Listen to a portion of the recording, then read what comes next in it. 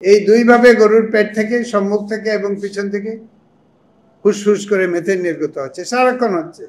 তো আমার মাথায় একটা আইডিয়া আসলো, এমন কি কোনো ব্যাকটেরিয়া, ফাঙ্গি, আমরা যেভাবে অ্যান্টিবায়োটিক খাই, এরকম কি কিছু নাই যেটা খেলে গরুর পেট থেকে মেথেনটা নির্গত হবে না? সবচেয়ে বেশি মেথেন নির্গত হচ্ছে, যেটা নিয়ে আমরা এখন আলোচনা করব, যে গরুর পেট থেকে। গরু যখন খায়, আমরা চারদিকে গরু, ছাগল সব দেখছি, গরু বিশেষ করে ঘাস খাচ্ছে, এটা খাচ্ছে, ওইটা খাচ্ছে, ঘুরে বেড়াচ্ছে। আমাদের দেশে 2.5 কোটি গরু আছে।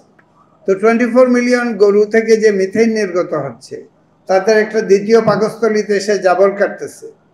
ওই জাবরে অনেকগুলা ব্যাকটেরিয়া, লক্ষ কোটি ব্যাকটেরিয়া বাসা বাঁধে। ওই ব্যাকটেরিয়াগুলা মিথেন বানায় এবং গরু ফার্ট করে। এটা একটা অপবিত্র কথা, আপনারা সবাই জানেন এটা মানে কি, ফার্ট করে। আর আরেকটা হচ্ছে ঢেকুর তুলে, বার্প করে। এই দুইভাবে গরুর পেট থেকে, সম্মুখ থেকে এবং পিছন থেকে ফুসফুস করে মেথেন নির্গত হচ্ছে, সারাক্ষণ হচ্ছে, সারাক্ষণ হচ্ছে। 2.5 কোটি গরু যখন মিথেন নির্গত করে, অনেক মিথেন, এত মিথেন যে স্যাটেলাইট থেকে দেখা যায়।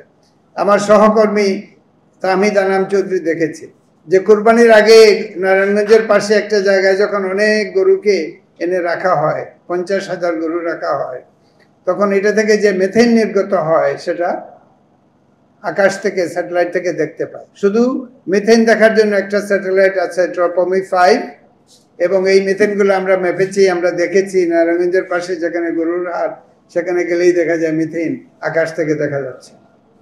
তাতে ক্ষতি কি?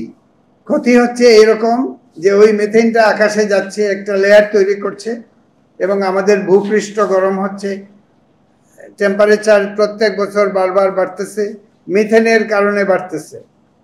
এবং বৈশ্বিক উষ্ণায়ন হচ্ছে।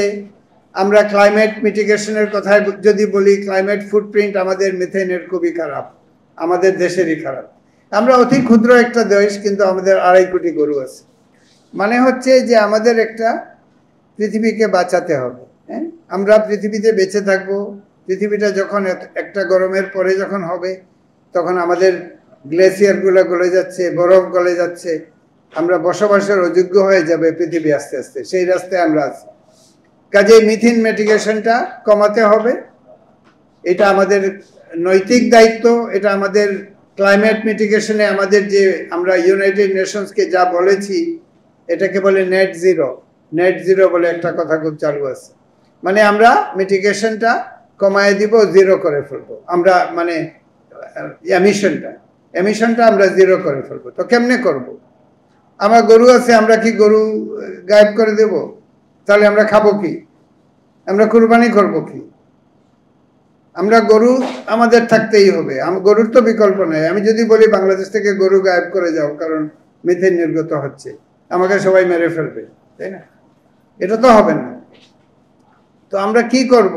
বিজ্ঞান এখানে কি করছে, যে আমাদের গরু থাকবে কিন্তু গরু মিথেন নির্গত করবে না। তো আমার মাথায় একটা আইডিয়া আসলো, এমন কি কোনো ব্যাকটেরিয়া, ফাঙ্গি, আমরা যেভাবে অ্যান্টিবায়োটিক খাই, এরকম কি কিছু নাই যেটা খেলে গরুর পেট থেকে মিথেনটা নির্গত হবে না? এই বিজ্ঞানের কথা আমি এখানে বলবো, বাট মুদ্রা কথাটা বলি। আমরা অসংখ্য ব্যাকটেরিয়া, ফাঙ্গি আইসোলেট করলাম। আইসোলেট করে আমাদের একটা আইডিয়া ছিল যে কোন জিন থাকলে মিথেনটা গায়েব হয়ে যাবে পেট থেকে। এইভাবে আমরা অনুমান করলাম, সেইভাবে ডিএনএ সিকোয়েন্স করলাম। তারপর এটার সব থেকে বেশি যেটা করতে পারে আমরা বুঝতে পারলাম, ওইটা আমরা গরুকে খাওয়ালাম। এবং একদল গরু আছে যেটা এই ট্যাবলেট খাইলো, আর একদল খাইলো না। তারপর আমরা তার পেটের মিথেনটা মাপলাম।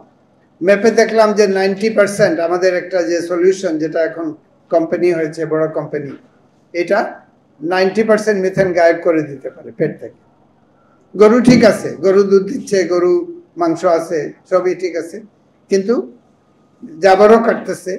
কিন্তু জাবর কাটার সময় যে ব্যাকটেরিয়াগুলো আছে, ওই ব্যাকটেরিয়াগুলোকে আমরা আলাদাভাবে মেরে ফেললাম, যেমন অ্যান্টিবায়োটিক দিয়ে মেরে। অ্যান্টিবায়োটিক না, কিন্তু এখানে অ্যান্টিবায়োটিক কথা বলা উচিত হবে না।